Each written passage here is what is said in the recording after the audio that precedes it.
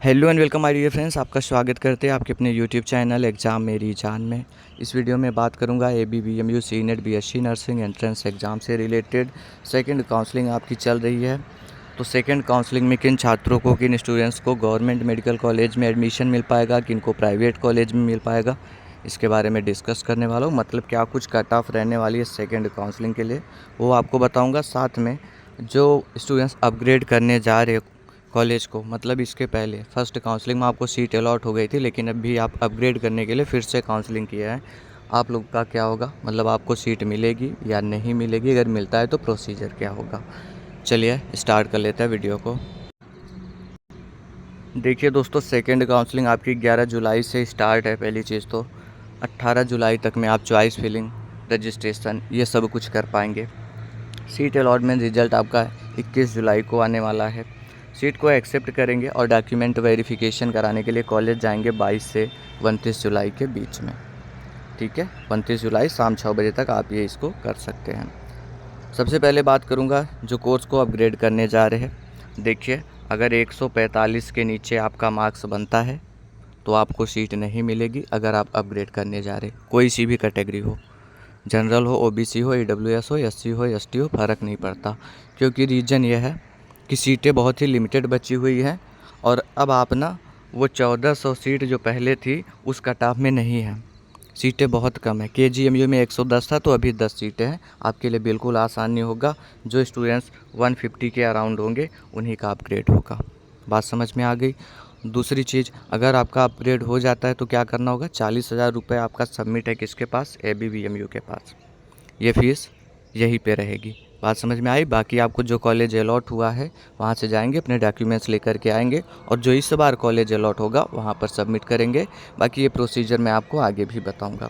रही बात जिनको अभी तक में सीट ही नहीं अलॉट हुई, उनके लिए क्या चांसेज हैं। देखिए दोस्तों, सीटें बहुत ही कम बची हुई है, कट ऑफ बहुत हाई रहने वाली है। अगर आप जनरल में आते हो तो 145 प्लस इतना मार्क्स रहेगा, या इससे एक नंबर ज़्यादा एक नंबर कम, इतने में रहेगा तो आपको सीटें एक बार में अलॉट हो सकती है। श्योरिटी से फिर भी नहीं बोला जा सकता। अगर 148 149 नंबर है तो मिलने के पूरे से चांसेज है, लेकिन 145 सेफ स्कोर नहीं है क्योंकि सीटें बहुत ही कम बची हुई है। राइट।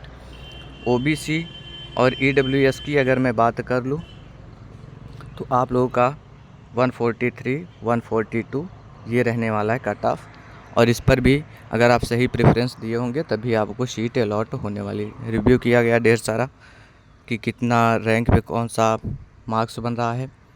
ठीक है, कैटेगरी वाइज देखा गया तो ये समझ में आया कि 143 144 नंबर जिनके होंगे OBC EWS में आते हैं, प्रेफरेंस वगैरह सही से दिया होगा तो सीटें अलॉट हो जाएंगी। मैं कभी नहीं कहता तुम 22-24 प्रेफरेंस दो, तुमको सीट अलॉट होने के चांस ज़्यादा रहेंगे। दोस्तों 5 से 7 प्रेफरेंस स्टार्टिंग का देखा जाता है, उसी के बेस पर अलॉट किया जाता है। बात समझ में आई। अब तुम उसमें प्रेफरेंस दे दिए जहाँ 1 सीट थी 2 सीट थी, फिर आपके लिए मुश्किल हो जाएगा। SC और ST कैटेगरी की बात करूँगा। SC और ST कैटेगरी की तो मोर देन 135, ठीक है, 135 से ज़्यादा नंबर हो रहे तो आपको चांसेज है मिलने के। और अगर 140 तक हो श्योरिटी से मिल जाएगा, लेकिन 135 136 37 इसमें आ रहे तो आपको प्रेफरेंस पर ध्यान देने की ज़रूरत है, तभी आपको सीट मिल पाएगा।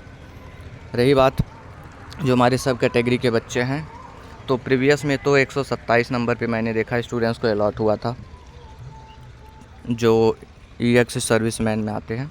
इस बार भी वही रहेगा, लगभग वही रहेगा, लेकिन इस बार सब कैटेगरी में सीटें कम बची हुई हैं, लेकिन स्टूडेंट्स उसमें भी सीट नहीं देख पा रहे। उनको लग रहा है कि सीट तो दिया ही नहीं है सब कैटेगरी के लिए, तो इस बार ये कट ऑफ 125 तक आ जाएगी। आप ध्यान दीजिएगा, जो बच्चे सही से प्रेफरेंस कर देंगे उनको सीट यहाँ पर भी अलॉट हो जाएगी।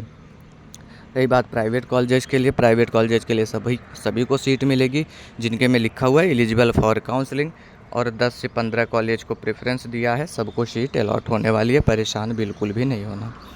आगे कोई और इन्फॉर्मेशन आएगी आप तक प्रोवाइड करूँगा। चैनल सब्सक्राइब करके रखें। Thanks for watching this video.